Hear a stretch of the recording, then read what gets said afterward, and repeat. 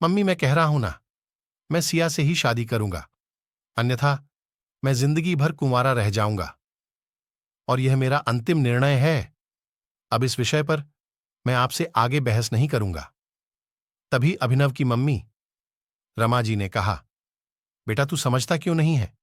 हमने तेरे सामने सिया की जन्म कुंडली पंडित जी को दिखाई थी ना, और उन्होंने सिया की कुंडली में मांगलिक दोष बताया है।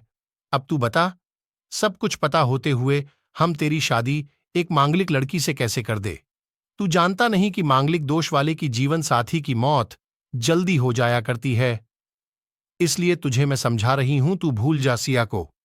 रमा जी ने अभिनव को बहुत समझाया, पर अभिनव का कहना था, जब मैंने सिया से प्यार किया था तब मैंने उसके साथ प्यार करते हुए जन्म कुंडली का मिलान नहीं किया था, ना ही मैं इन मिलानों को मानता हूं।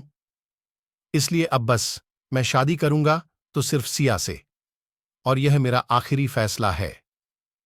आखिर रमा जी को अपने बेटे की जिद के आगे झुकना पड़ा और पंडित जी के द्वारा बताए गए अनुसार सिया के मंगल दोष को दूर करने के लिए अभिनव के साथ शादी करने से पहले सिया की शादी एक पेड़ के साथ करवाई गई, और उसके बाद सिया ने अभिनव से शादी करी।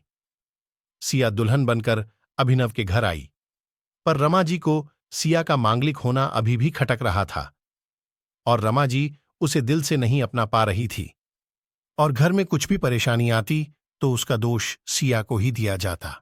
लेकिन सिया पढ़ी लिखी संस्कारी लड़की थी, और वह अपनी सासू मां से मिले इन बेवजह आरोपों को अपने दिल से नहीं लगाती थी, और ऐसे ही ससुराल में उसके दिन कट रहे थे। एक दिन अभिनव ऑफिस से जल्दी घर आ जाता है। तब रमा जी ने उससे पूछा, बेटा, आज जल्दी कैसे आ गया? तब उसने बताया, मां, आज सुबह से ही सिर दर्द और बहुत कमजोरी आ रही है, इसलिए ऑफिस में काम करने की हिम्मत ही नहीं हुई मेरी। तब रमा जी ने कहा, चल बेटा, जल्दी कर, हमें डॉक्टर के पास चलना चाहिए। तब अभिनव और रमा जी डॉक्टर को दिखाने गए। डॉक्टर को दिखाने के बाद मालूम पड़ा कि अभिनव को पीलिया हो गया है, और दोनों जैसे ही घर लौटे, रमा जी ने घर को सिर पर उठा लिया और कहने लगी, जब से यह लड़की हमारे घर में आई है तब से हमारे घर में परेशानी और बीमारियां भी साथ में लेकर आई हैं। इसके कदम ही अशुभ है। अब देखो, इसका मांगलिक दोष हमारे बेटे पर भी असर करने लग गया है। कल को अगर मेरी बेटी को कुछ हो गया तो कौन जिम्मेदार होगा? तभी सिया ने कहा, मम्मी जी प्लीज, और कितना नीचा दिखाएगी मुझे? आज तक मैं चुप रही, क्योंकि पापा ने यही सिखाया था इन यू कि बड़ों के आगे ससुराल में जवाब मत देना। पर आज तो आपने हद ही कर दी है। अगर मैं आज नहीं बोली तो जिंदगी भर खुद को माफ नहीं कर पाऊंगी। मम्मी जी, अगर आप पंडित जी पर भरोसा नहीं करती थीं, तो उनके कहे अनुसार आपने सारी मांगलिक दोष निवारण की विधि क्यों करवाई? क्यों? पहले आपने मेरी पेड़ से शादी करवाई।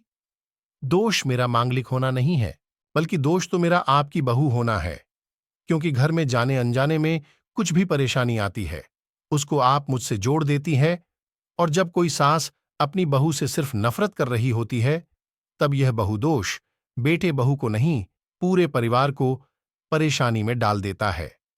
और इस बहु दोष से मुक्ति भी सिर्फ सास ही दिलवा सकती है। बहू को अपनी बहू माने, उसे दिल से अपनाए, उसे भी सम्मान दें, और यह महसूस कराए कि वह भी इस परिवार का सदस्य है। नहीं तो बहु दोष मांगलिक दोष से भी ज्यादा पीड़ादायक हो जाता है। सिया की कही हुई बातें रमा जी के दिल को झकझोर रही थीं, और उन्हें मन ही मन पश्चाताप भी हो रहा था। उस समय उन्होंने सिया को कुछ भी नहीं कहा। थोड़े दिन बाद अभिनव बिल्कुल ठीक हो गया और ऑफिस जाने लगा, और 1 महीने बाद अभिनव की सैलरी भी बढ़ गई। तब उसने घर आकर इसका श्रेय सिया को दिया। तो रमा जी बोली, हां, सही है बेटा, तू तो सारा श्रेय बहू को ही देगा। तेरी मां का आशीर्वाद भी तो तेरी प्रगति के पीछे रहता है तेरे साथल। तू तो मुझे श्रेय देना भूल ही गया।